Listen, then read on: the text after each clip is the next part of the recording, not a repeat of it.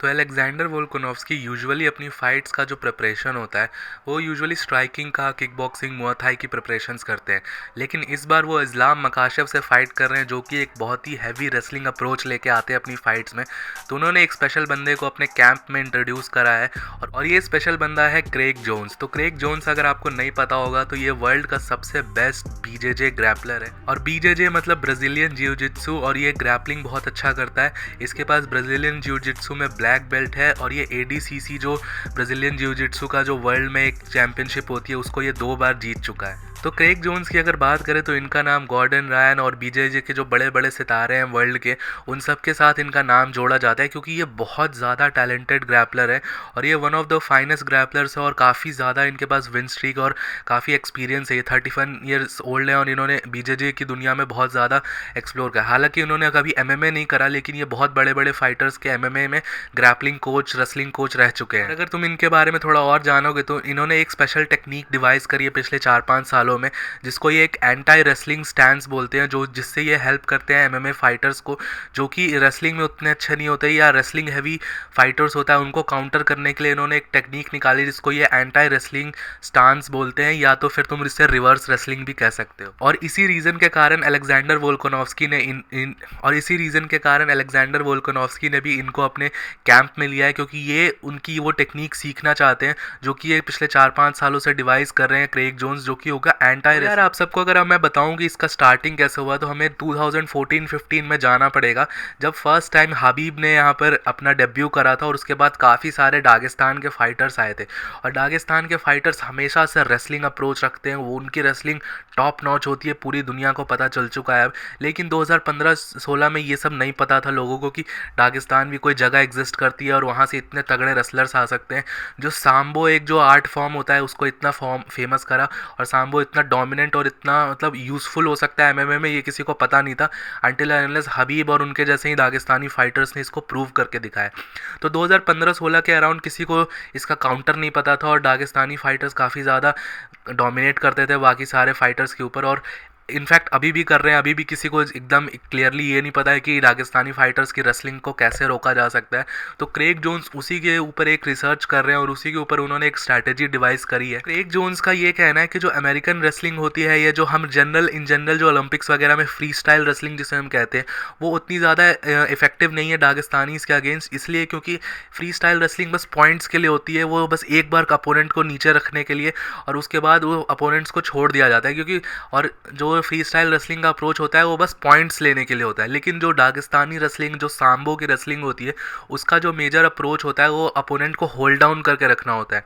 तो अगर आप एक चीज़ और नोटिस करोगे, इस्लाम मकाशव वगैरह जब फाइट करते हैं तो उनकी रेसलिंग तो अच्छी होती है लेकिन उनकी ग्रैपलिंग उससे भी ज़्यादा तगड़ी होती है। वो जब आपको नीचे रख लेंगे तो आप वापस उठ नहीं पाओगे। ज़्यादातर रेसलर्स होते हैं, जैसे अगर आप अमेरिकन रेसलर फाइटर्स को भी देखोगे जैसे कोल्बी कोविंगटन वगैरह, ये सभी बहुत अच्छी रेसलिंग करते हैं, लेकिन इन सब की रेसलिंग में एक चीज़ देखोगे, बंदा बहुत ईजिली ऊपर उठ जाता है कभी कभार। लेकिन हबीब, इस्लाम मकाशव, ये सब की फाइट्स में देखो, अगर आपको इस्लाम मकाशव ने टेक डाउन कर लिया तो आप वापस उठना आपके लिए नामुमकिन सा हो जाएगा। अगर आप उठ भी गए तो आपको थोड़ी देर बाद वापस से टेक डाउन कर लिया जाएगा। तो क्रेग जोन्स का यही मानना है कि वो एक ऐसी स्ट्रैटेजी डिवाइस कर रहे हैं जिससे वो फाइटर्स को रिवर्स इंजीनियरिंग और मूव्स को इस तरीके से करेंगे आएंगी, अगर आप ग्राउंड पे होगे तो इस तरीके से वो रिवर्स इंजीनियरिंग करेंगे और एक ऐसी टेक्निक निकालेंगे जिससे कि वापस से फाइटर्स खड़ा हो पाए। और जो बेसिकली देखो, कोई भी फाइट स्टाइल होता है 3-4 साल में लोग उसको क्रैक कर लेते हैं, और ये दागिस्तानी फाइटर्स का भी जो है 6-7 सालों से इनका डोमिनेशन चल रहा है। तो बहुत सारे लोग इसके ऊपर रिसर्च वगैरह कर रहे हैं कि इसको काउंटर कैसे किया जाएगा, और शायद से क्रेग जोन्स भी उसके ऊपर यही काम कर रहे हैं। और ये जो एंटी रेसलिंग और रिवर्स इंजीनियरिंग की ये जो बात कर रहे हैं कि ये वापस से फाइटर्स को वापस से खड़े होने में हेल्प करेंगे, और जो ग्राउंड पे अपोनेंट्स फंसे हुए होते हैं और जो बाहर नहीं निकल पाते दागिस्तानी फाइटर्स के जो ग्रैपलिंग है उसको काउंटर करने के लिए जो ये नई टेक्निक्स जो ये डिवाइस कर रहे हैं। हालांकि मुझे एग्जैक्टली नहीं पता है क्योंकि ये अभी तक कुछ भी सॉलिड इसके ऊपर नहीं आया। एक बुक है जो कि क्रेग जोन्स के ऊपर क्रेग जोन्स ने रिलीज़ करी है, वो आप अमेजोन से जाके देख सकते हो, उस बुक को खरीद सकते हो, उसको पढ़ भी सकते हो, काफ़ी इंटरेस्टिंग बुक है। लेकिन फिलहाल फिलहाल अभी तक तो ऐसा कहीं पे भी हमने देखा नहीं है कि किसी ने भी एंटी रेसलिंग यूज़ करके, हालांकि टेक डाउन डिफेंस हमने देखा है। देखो, टेक डाउन डिफेंस और एंटी रेसलिंग बिल्कुल अलग चीज़ होती है। टेक डाउन डिफेंस ये होता है कि आपको टेक डाउन होने से बचना है। बहुत सारे फाइटर्स जैसे इजराइल एडेसानिया जो बेसिकली स्ट्राइकिंग करते हैं, उनका टेक डाउन डिफेंस बहुत अच्छा है। लेकिन एंटी रेसलिंग एक ऐसी चीज़ है, और जो ये रिवर्स रेसलिंग ये जो कह रहे हैं, ये एक ऐसी चीज़ है कि आप टेक डाउन हो जाओगे, आप ग्राउंड पे हो, और उसके बाद आपको उठने में हेल्प करेगी ये चीज़ें, जो कि क्रेग जोन्स अलेक्जेंडर वोल्कानोव्स्की को इस टाइम पे सिखा रहे हैं। तो ये देखने वाली चीज़ होगी कि ये कितनी ज़्यादा हेल्पफुल होती है अलेक्जेंडर वोल्कानोव्स्की के लिए, और ये क्या इतने कम टाइम में अलेक्जेंडर वोल्कानोव्स्की इसको सीख पाएंगे। देखो, नो डाउट ये अच्छी टेक्निक होगी, बहुत अच्छी टेक्निक होगी, शायद ये इफेक्टिव भी होगी, काम भी कर जाए। लेकिन जो मेन चीज़ होती है दागिस्तानी फाइटर्स के अगेंस्ट, प्लान्स सबके बहुत अच्छे होते हैं, लेकिन क्या वो प्लान्स एग्जीक्यूट हो पाएंगे इस्लाम मकाशेफ के अगेंस्ट? यही तो एक मेन चीज़ है। आप प्लानिंग में, आप ड्राइंग बोर्ड पे, आप एक बुक में लिखोगे थ्योरेटिकली आप 110/10 होगे, लेकिन जब आप वहाँ पे ऑक्टागन में फाइट करने जाओगे और जो दागिस्तानी फाइटर सामने से लेके आएंगे बेंच पे और अपने आप के सामने जो चीज़ें रखेंगे, क्या आप उसका आंसर कर पाओगे? यही सारी चीज़ें जो होती है, और ये फाइटर्स को इसमें प्रॉब्लम हो जाती है जब वो केज में बंद होते हैं दागिस्तानी फाइटर्स के अगेंस्ट। तो ये सारी चीज़ें भी देखने वाली होगी कि प्लानिंग क्या काम करेगी अलेक्जेंडर वोल्कानोव्स्की और क्रेग जोन्स की, और ये जो रिवर्स और एंटी रेसलिंग है, क्या ये इतनी इफेक्टिव हो सकती है इस्लाम मकाशेफ के अगेंस्ट? ये तो हमें फरवरी 12 को ही पता चलेगा। और तुम्हें अगर जानना है कि अलेक्जेंडर वोल्कानोव्स्की के हेड कोच का क्या मानना है इस फाइट के ऊपर और उनकी क्या क्या प्रिपरेशन है, तो तुम ये वाला वीडियो चेकआउट कर सकते हो। और यूएफसी के ऐसी news update videos, analysis videos Hindi में देखने के लिए प्लीज़ इस चैनल को सब्सक्राइब कर देना।